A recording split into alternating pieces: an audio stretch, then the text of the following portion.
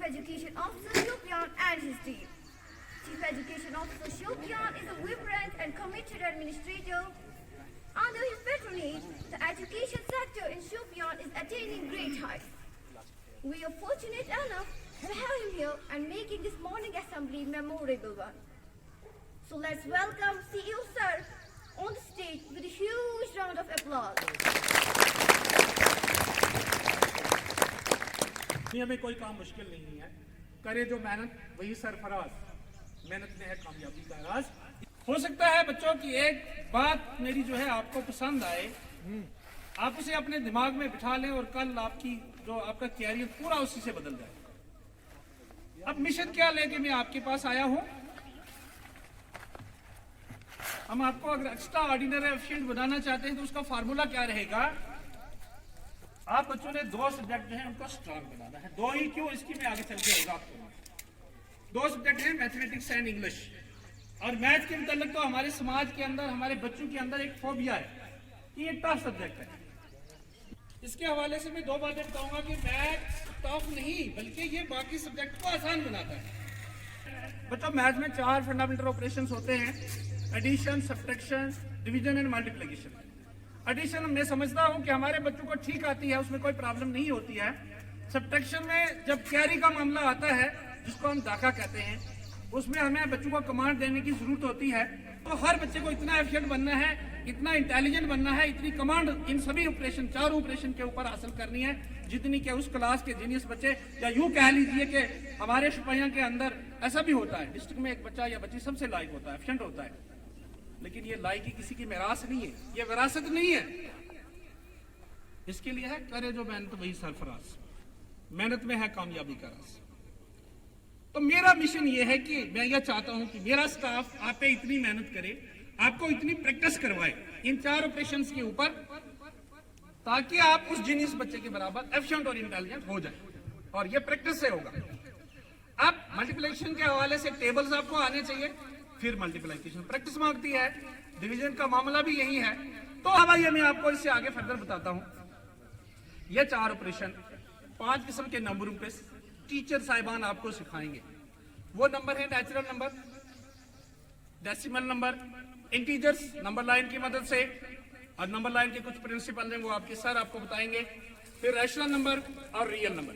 जब आप बच्चों ने ये 4 किस्म के ऑपरेशन इन 5 किस्म के नंबरों पे अच्छी तरह से सीख लिए, इतनी अच्छी तरह से प्रैक्टिस करके, टीचर या लेक्चर यहाँ पे होंगे तो वो कहेंगे जनाब यही मैथ नहीं है, लेकिन असल में जो सारा मैंने आपको बताया मैथ की बेसिक रिक्वायरमेंट यही है।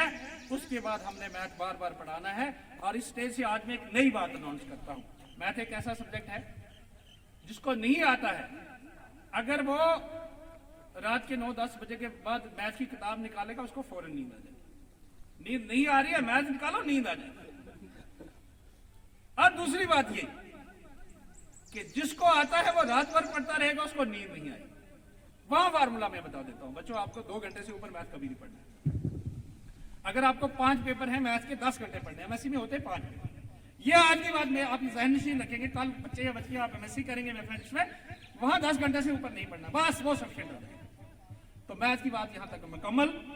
इंग्लिश के हवाले से मैं आपको कहूंगा, जब भी इंग्लिश का टीचर कोई लेसन टॉपिक आपको पढ़ाता है तो सबसे पहले वर्ड देने दिए जाए, उनकी प्रोनाउंसिएशन बच्चों को सिखाई जाए, और घर से बच्चों को यह कहा जाए कि आप इन वर्ड्स को अपने तरीके से सेंटेंसेस में यूज करें, ताकि बच्चा एक प्रैक्टिस करे, बच्चा अपने माइंड का इस्तेमाल करे, बच्चे के अंदर क्रिटिकल थिंकिंग पैदा हो कि वर्ड किस तरह से सेंटेंस में यूज करना है।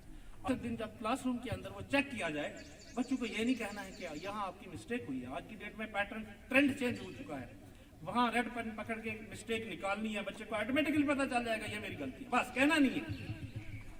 क्योंकि हमारा काम ये है कि हमने बच्चे को कहना है आप तो बहुत अच्छा कर रहे हो बच्चे, ये चीज अगर और सीखोगे तो आपकी एफिशिएंसी और बढ़ जाएगी। ये इनको आइए मैं आपको बताऊं, हमारे जब एक मेडिकल डॉक्टर जो है पेशेंट को चेक करता है, वो पेशेंट से बात करके, उसका चेहरा देख के, उसकी नब्ज देख के, उससे बातचीत करके उसकी डिजीज एलिमेंट डायग्नोज कर लेता है, और फिर वो मेडिसिन प्रिस्क्राइब करता है। तो जब मेडिसिन वो देता है तो पेशेंट ठीक हो जाता है। अब मेरे जो टीचर गाइडेंस काउंसलिंग टीम के अंदर होंगे वर्दी प्रिंसिपल साहब की सरबराही में उनको इस तरह से काम करना है, जस्ट लाइक एकेडमिक डॉक्टर। फर्क रह गया, वो मेडिकल डॉक्टर था, यहाँ academic doctor. Time in life fix हो गए, स्मार्ट ओहदा फिक्स हो गया। गाइडेंस काउंसलिंग टीम का काम है बच्चे को देखना है, उसको सुनना है, उसको जांचना परखना है, देखना है बच्चा लेवल उसका कहीं डाउन तो नहीं जा रहा है।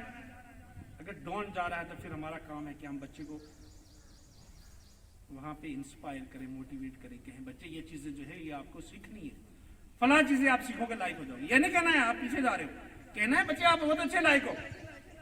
लेकिन अगर ये वाला कंसेप्ट, आपकी ज्योमेट्री अच्छी हो जाती है, आपकी ट्रिग्नोमेट्री अच्छी हो जाती है, आपकी ग्रामर अच्छी हो जाती है तो इंग्लिश स्ट्रांग हो जाएगी, अगर आपके टेंसेस अच्छे हो जाते हैं तो स्ट्रांग हो जाएगी। तो ये मैम इन लाइफ के साथ साथ गाइडेंस काउंसलिंग का काम, तो सिटिंग हैबिट इंक्रीज करने के लिए मैंने यहां बता दिया कि जब गाइडेंस काउंसलिंग टीम काम करेगी, बच्चों को हम स्मार्ट इन लाइफ दे देंगे, तो फिर आपके अंदर सिटिंग हैबिट क्रिएट हो जाएगी फॉर रीडिंग पर्पस। तो मैं आपको बताता हूं कि इंग्लिश मैथ पे हमारा फोकस क्यों है।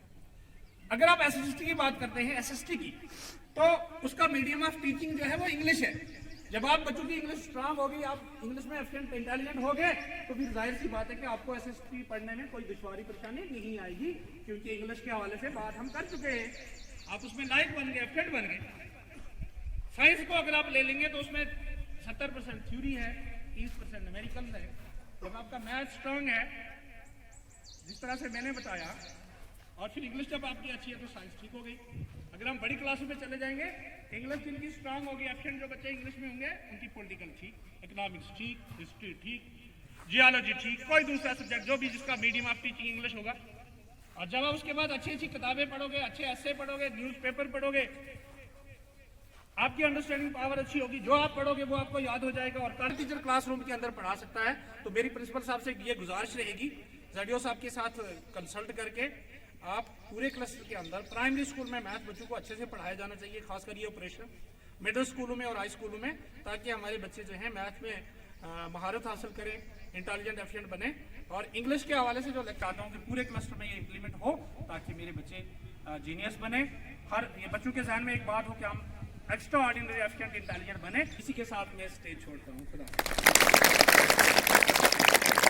Principal sir and staff members of this Government Higher Secondary School Janapura,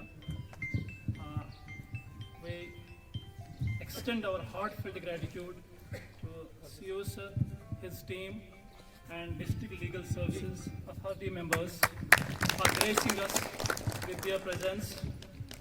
The insightful words of CEO sir regarding different subjects and especially mathematics and English, and guidance and counseling was also touched. It truly enlightened us and inspired us to strive for excellence in the education or in the said subjects. Again, we are immensely grateful for his unwavering support and dedication for the betterment of education sector in district Shopian. He is an officer of par excellent caliber. He is a columnist, he is an educationist, he is a philosopher. In short, he is having great command over all the dimensions of life. Thank you so much.